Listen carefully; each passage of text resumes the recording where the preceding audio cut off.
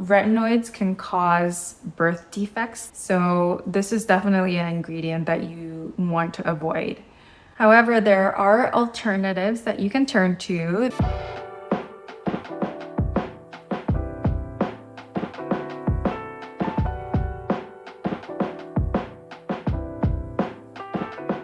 Hi ladies, thanks for stopping by. My name is Helen. If you're new here, welcome. I started this YouTube channel just last year when I started my IVF journey, and that was when I was 40, and now I'm 41 years old and continuing this journey for over a year now. I actually live in the States, but I traveled all the way to South Korea, where I'm originally from. For those of you who have not watched any of my other videos, I am advanced maternal age, 41, and I have a condition called diminished ovarian reserve, DOR. And so it's been a challenge for me to navigate fertility at this ripe old age. Having DOR just basically means that I have a lower egg reserve, and one cycle of IVF will yield maybe 3 to 5 eggs, maybe less, depending on the cycle. Whereas for an average woman my age, they would probably yield between 8 to 12. And so I just had to do many more rounds of IVF, and a lot of it was back-to-back IVF, or egg retrievals, I should say. Because I needed more rounds than other women, I decided to travel to Korea because I could do it at a much more affordable price, and the fertility doctors in Korea are known to be top-notch. As I went through my own fertility journey navigating IVF in Korea, I just realized how overwhelming it can be, especially navigating a foreign healthcare system. But at the same time, Korea has some of the most advanced medical treatments and fertility care. It'll cost you an arm and a leg to get IVF in the States. And in Korea, it's a fifth of the price, even without insurance. And so I started a service called Bloom Korea with a bunch of other women who have also gone through IVF in Korea. We've been through it all. We've navigated the system. We know how to get around in Korea. We know how to talk to the doctors and have the partnerships with the hospitals. So our service helps women from abroad who are not Korean citizens come to Korea to get IVF and other medical treatments. It's not just limited to IVF. It's all advanced medical treatments for women. What we do is connect the best doctors and hospitals in Korea to women abroad, and we offer everything from language support to logistical support, and we're here to guide you every step of the way. So if this sounds like something that you are interested in, please do check out bloomkorea.co. I will put my website up here if you guys do want to check that out or have any questions that you want to ask. It's definitely an option. That was my cat. Not right now, Tommy. Not right now, mommy's filming. Before I get started on today's topic, I just wanted to shout out Romania, my land, 6191. Oh my goodness, you were my first super thanks, and I don't know, I'm just like speechless. I'm so thankful, and I'm just so happy to know that my content can provide some value to you. So thank you so much for your super thanks. It means the world to me. It made my day on a day that I was actually kind of down. So thank you so much. So today's topic is about, well, I've really made some drastic changes to my lifestyle in order to improve my egg quality. And part of that entails understanding what ingredients in beauty products are harmful for your fertility and also for pregnancy. So if you are trying to conceive like me, or if you are pregnant already, this video is for you. First, we have retinoids. As we age, a lot of women, we have retinol in our beauty regimen. There's retinol, tretinoin, oh man, I'm butchering this name, and other vitamin A derivatives that we should definitely avoid during pregnancy, but I'm also avoiding while I'm TTC. These are commonly found in anti-aging creams or serums, also acne products because they're great for cell turnover and also for reducing wrinkles. But when you're pregnant and trying to conceive, you should definitely avoid these ingredients because retinoids can cause birth defects, like especially of the heart and brain for the baby. So this is definitely an ingredient that you want to avoid.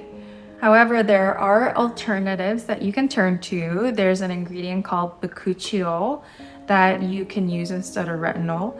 And this is plant-derived and it has similar effects to retinol and probably not as strong, but it's without the risks. So this is definitely a safer alternative that you can use. There is one product that I am waiting to buy when I go back to Korea, and it's from Neogen, and I will put the picture up here somewhere and also link it down below if you're interested in purchasing this product. Neogen is one of those affordable K-beauty brands that I keep coming back to.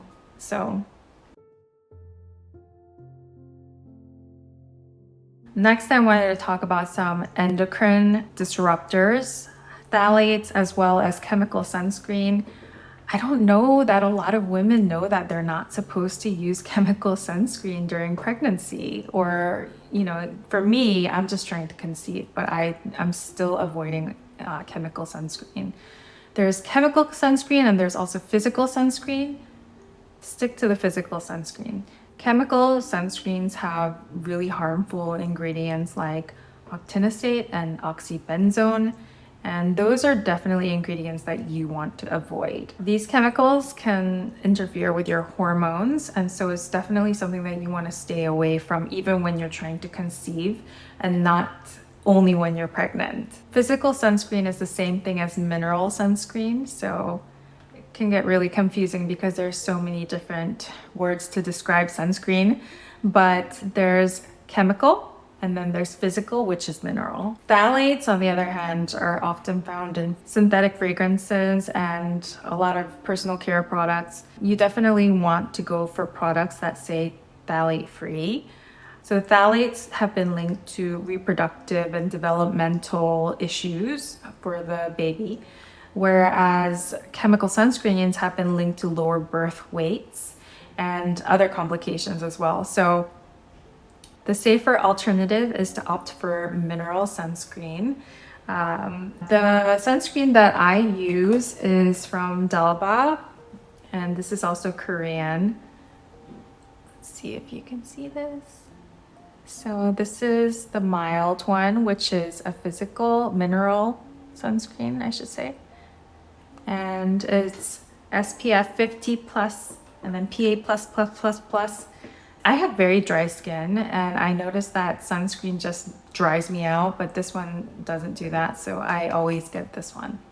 As for fragrances, try to use fragrance-free products. I know it's really difficult to do that, especially in this world, but opt for ones that are scented with something more natural rather than synthetic fragrances.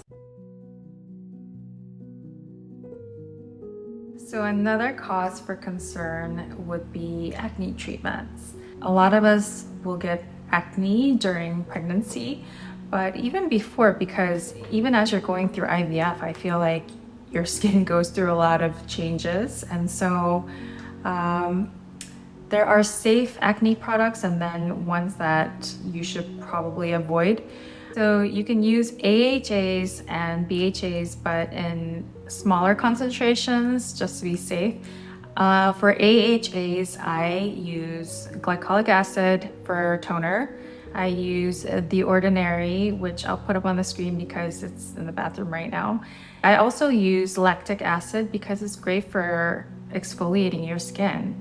So I use lactic acid as well, a couple times a week. And these are safe for pregnancy and trying to conceive. So BHAs, on the other hand, you should definitely try to use them in much lower concentrations. 2% or lower of salicylic acid is recommended. Usually this is the ingredient that is in all the acne products.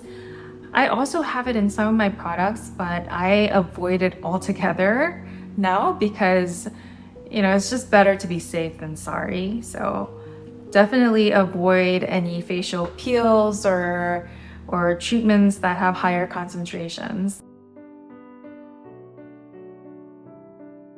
My goodness, the sun's going down, so I better hurry up. Okay, so another issue that a lot of people are targeting is skin pigmentation and trying to even out that skin tone, right? Which is definitely a problem that I have because I have a lot of freckles and dark spots that appear during the summer, and it's been happening more and more with age.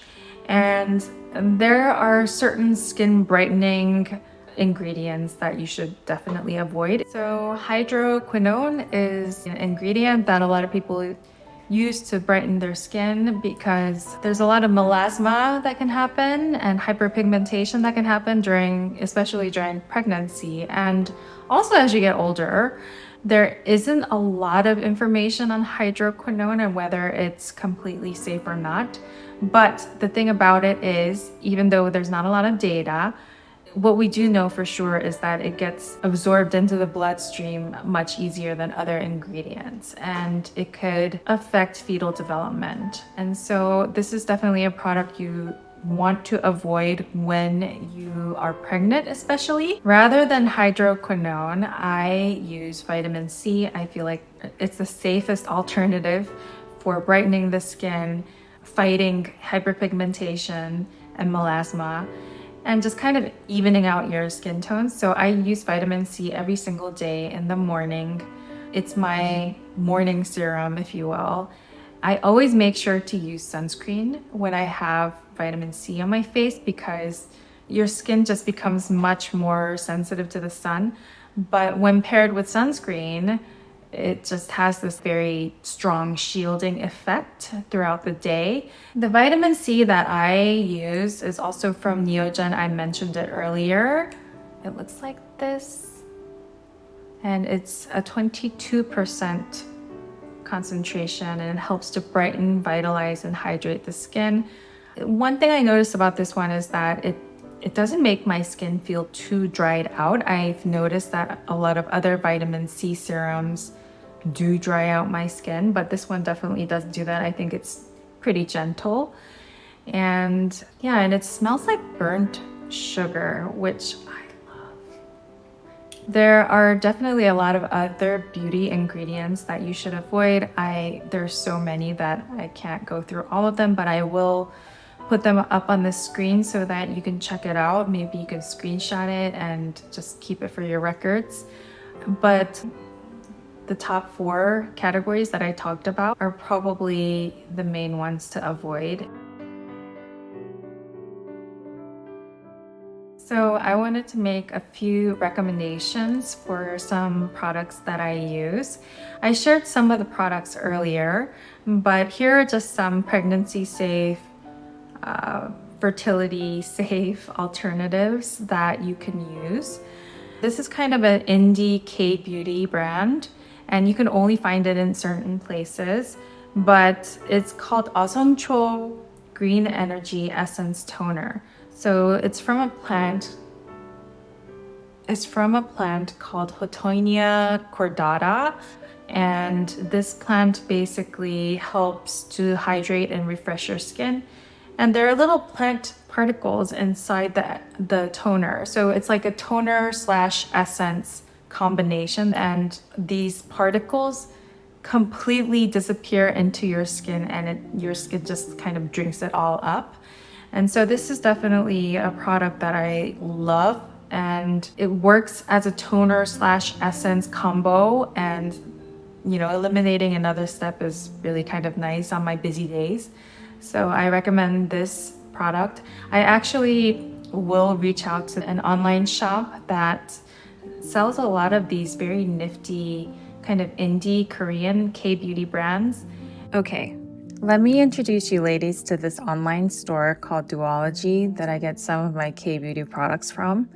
They have a curated selection of not just the most popular brands in Korea, but also some hidden gems and indie brands that you may not have heard of that really have powerful ingredients. One of the reasons why K-beauty has kind of taken over the world is because most of the products focus on quality ingredients that strengthen the skin barrier, making your skin healthy from the inside out long term.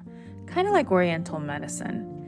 Here's the heart leaf essence that I shared a little bit earlier. Take a look when you guys have a chance. Here's a clean moisturizer I recommend from this shop, the Iliune Ceramide Atto Concentrate Cream. This one is perfect for sensitive skin, and it's so gentle it can be used on kids as well, but gives me long-lasting hydration. Hydration for days. And I have the driest of dry skin. So anyway, I reached out to the founder and asked if I can get you guys a discount. So take advantage. Get 15% off with code Helen15. Another product that has a little bit of fragrance in it, but I use it because I love it, is from Hanyul. So this is the product. It's got a cool bottle too. It's red rice moisture firming essence, and it's rice vegan ceramide. The fermented rice, oh my goodness, it's just does wonders for my skin and hydrating my skin. It's got anti-aging properties as well. I usually use it at night, sometimes in the morning if I need extra moisture. Here is another toner that I'm kind of obsessed with. Numbuzin. I think they meant to say numbushin, which means in Korean, like it's so shiny that it's hurting your eyes. That's what it means as an expression, numbushin. But I think people pronounce it numbuzin. So yeah, this is one of the viral brands from Olive Young, which is like Sephora in Korea. And this is a K-beauty brand that I'm really enjoying. This is also an essence toner. Korea makes a lot of these where they combine toners and essence into one. And this is also fermented. And it has 50 different types of fermented ingredients. And it's very potent. And so I use this in the morning as well. I also have two other creams that I'm using. One is from Dr. Jart, which is a K-beauty brand. And it's this one, Ceramidin, I think that's how you pronounce it. It's a little bit oilier than my other creams, but sometimes there are days when I want that extra oil. Okay, another cream that I have just kind of used very lightly is this K-beauty cream called S Nature, and it's aqua squalane. So it has, I don't know if you can see that because of the light. I'm almost out. I need to buy some more. But this tube is actually something that I carry around with me everywhere. Whenever I feel like I just need to replenish the moisture on my face, I will use this one. It just feels light and fresh. And so this is one that I use regularly. This one's not K-beauty. Tinted Hydrating Gel Cream with SPF 30 sunscreen. This is my favorite one because it just feels so natural. It's like I'm not wearing anything. And so this is what I wear when I go out. Bare Minerals Complexion Rescue. And the color that I get is Buttercream, number 3. Very light coverage, but it is buildable. As I get older, I like makeup that just looks really natural. I feel younger that way, and I don't know, I just don't like having a bunch of crap on my face. And it's, the sunscreen is mineral, so you don't have to worry about it being a chemical sunscreen. It gives you this kind of dewy, natural, glowy look. that I love. The more natural, the better, I think. I do want to give you a quick update about my current situation. As many of you know, I am taking a break from IVF over the summer because I needed to kind of let my ovaries breathe before going into another egg retrieval cycle. And so I am returning to Korea in a couple of weeks to try again. And this will be my 9th egg retrieval. There are a lot of mixed feelings of nerves and feelings of excitement as well, but also just very anxious in a way because my body is not what it was when I first started this journey. My hormones have been kind of wacky ever since I had all of those embryo transfers that didn't work out.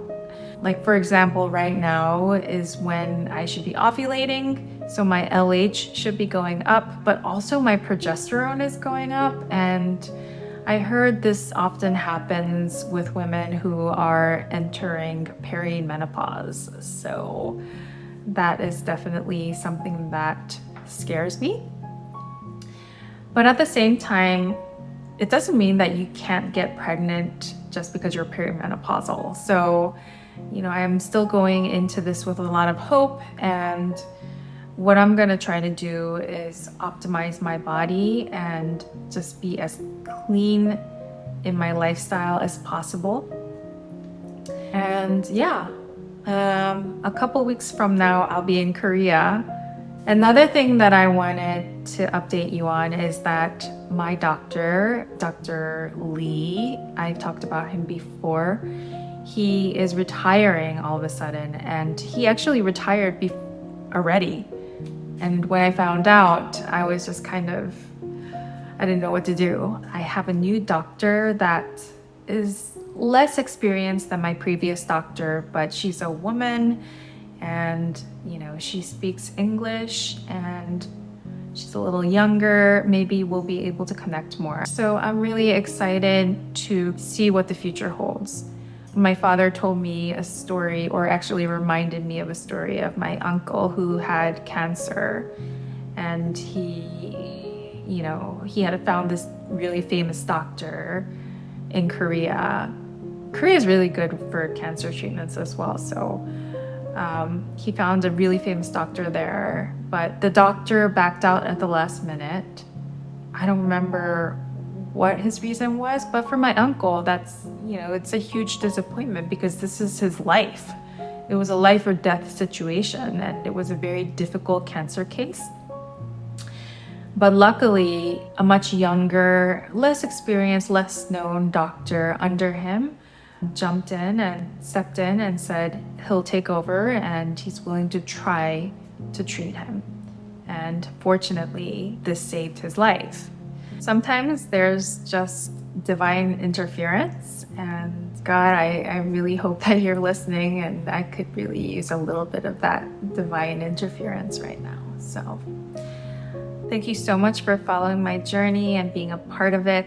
If you're interested in following my journey, I post a little bit more on my Instagram, so I'll put my Instagram handle as well as my Facebook support group up here so that you can join for some emotional support and information about IVF and fertility and about getting IVF in Korea as well. So I'll put all of that on the screen for you. If you enjoyed this video, please like it and please subscribe to my channel, and please share this video with somebody that you feel like it might help. That's it, and I'll talk to you soon.